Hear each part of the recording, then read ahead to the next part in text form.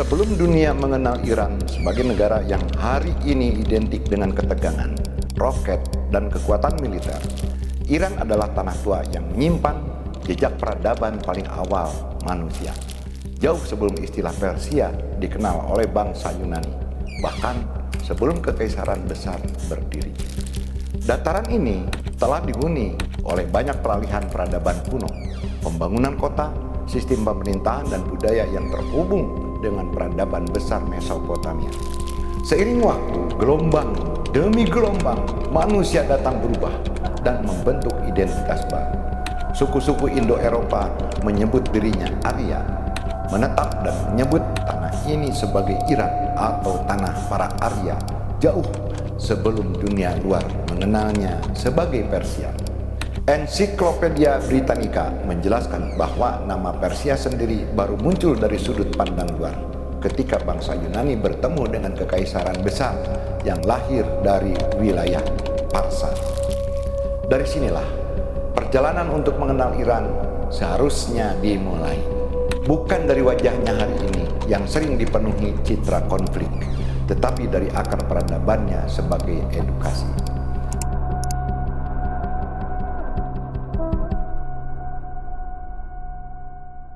Pondasi sebelum Persia, dikenal manusia. Muncul peradaban awal di dataran Iran bernama Elam. Bagaimana kemudian tanah itu munculkan bangsa-bangsa kuno yang perlahan membangun identitas?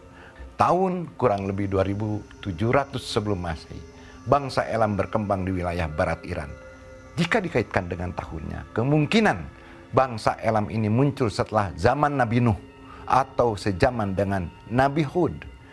Bangsa ini pun masih berkembang hingga zaman Nabi Musa, hanya saja bangsa ini lebih relevan jika dikaitkan keberadaannya saat zaman Nabi Ibrahim. Tapi sebenarnya mereka hidup jauh lebih lama sebelum dan sesudah itu. Informasi intinya adalah istilah Iran atau Arya itu sudah digunakan oleh penduduk lokal Elam sejak zaman-zaman Nabi yang tadi disebutkan. Kita perjelas saja. Nama Iran sebenarnya sudah ada sebagai identitas jauh sebelum istilah Persia muncul. Lalu lahirlah Kekaisaran Persia di tahun 550 sebelum Masehi. Di tahun ini tokoh sejarah bernama Cyrus the Great mendirikan Kekaisaran Achaemenid atau Kekaisaran Persia pertama. Di tahun 530 sebelum Masehi, Persia menjadi kekuatan dunia besar hingga di tahun 480 sebelum Masehi. Kekaisaran ini menguasai 40% populasi dunia. Ia adalah superpower pertama, ditandai dengan konflik besar dengan Yunani, perang antara Yunani dan Persia. Ini penting. Nama Persia justru berasal dari orang Yunani karena mereka datang dari wilayah bernama Parsa. Sementara penduduk lokal tetap menyebut mereka sebagai Iran. Kemudian terjadilah pergantian kekuasaan besar di mana Alexander Agung menaklukkan Persia. Hingga akhirnya di tahun 247 sebelum Masehi, Kekaisaran Parthia bangkit. Dan puncak kejayaan Persia terakhir berdiri di tangan Kekaisaran Sasania tahun 224 sebelum Masehi. Jadi, hingga tahun 224 sebelum Masehi, nama Persia masih melekat bagi bangsa itu karena pengaruh Yunani dulu. Kemudian titik balik besar terjadi ketika Kekaisaran Persia runtuh. Ditaklukkan Islam Arab di tahun 633 hingga 651 Masehi. Dampaknya Zoroastrianisme saat itu digantikan Islam, tapi identitas Persia di tanah itu tetap hidup dan budayanya tidak hilang. Di tahun 700 hingga 900 Masehi terjadi era Islamisasi penuh di Persia, hingga akhirnya berdirilah dinasti lokal seperti Seljuk di kurun waktu 1000 hingga 1200 Masehi. Sampai pada akhirnya invasi Mongol menghancurkan Persia di tahun 1219 hingga 1221 Masehi. Singkatnya, Iran dahulu lemah secara politik, namun identitas budaya Persia kuat dan tetap bertahan. Jadi, Sampai tahun 1221 pun nama Persia semakin melekat sebagai identitas bangsa ini karena pengaruh julukan yang dibawa oleh Yunani dahulu. Kita beralih ke kelahiran Persia modern tahun 1501, di mana berdiri dinasti Safavid. Berdiri kurang lebih 24 tahun dinasti ini berdiri dengan Syiah sebagai agama resminya. Dampak besar untuk Iran hari ini adalah Iran menjadi negara Syiah sampai hari ini dan menjadikan identitas itu menjadi identitas nasional yang solid. Sekarang kita masuk pada era imperialisme dan kemunduran Persia. Terjadi konflik di Persia dan Persia kehilangan wilayah tahun 1736. Nader Shah berkuasa. Tokoh ini memiliki militer yang kuat. Di kurun waktu 1804 hingga 1813, perang terjadi antara Rusia dan Persia. Yang hasilnya Persia kehilangan sebagian wilayahnya. Tidak berhenti di sana. Perang kedua di tahun 1826 hingga 1828, Persia kembali kalah dari Rusia. Dampaknya Persia mulai melemah dan Persia mulai masuk pengaruh Barat, Inggris, dan Rusia. Di titik inilah awal negara modern Iran berdiri.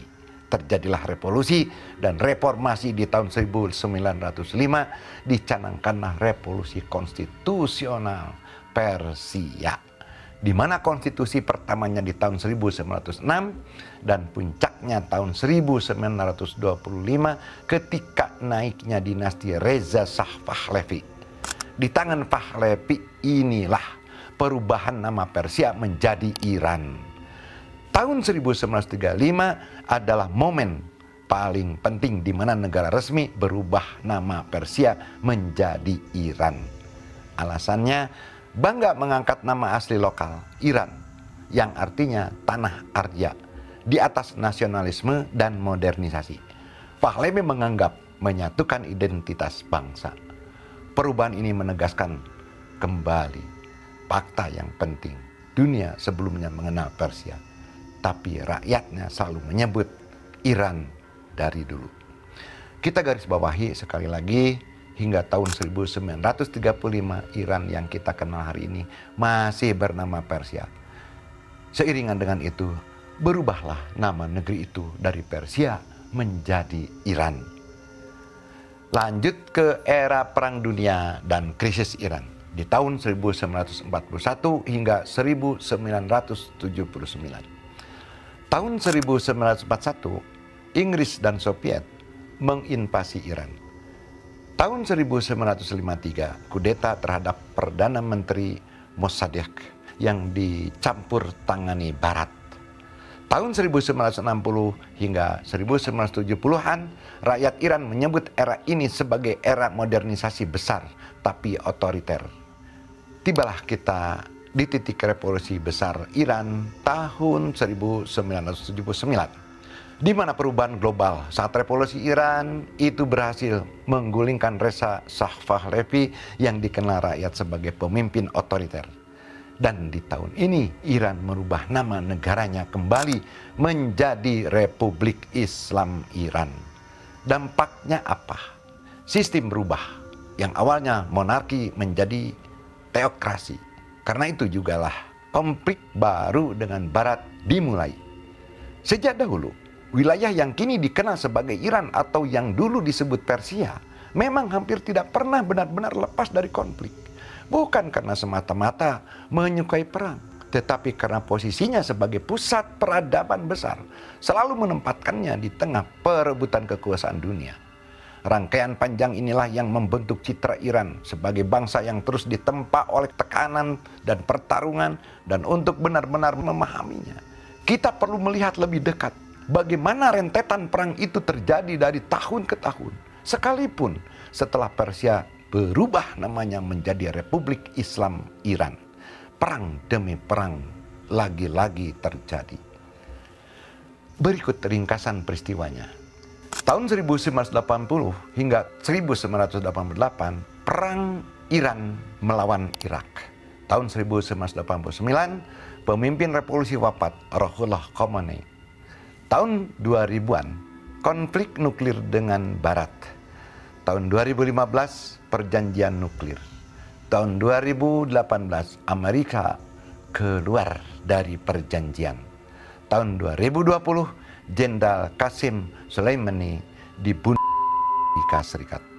2020 hingga sekarang ketegangan Iran versus Amerika Serikat dan Israel meningkat.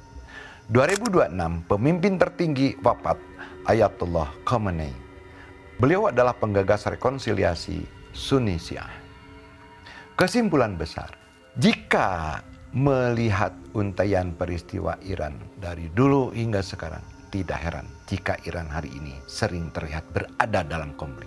Karena sejak awal wilayah ini memang berdiri di kesimpangan kekuatan besar dunia.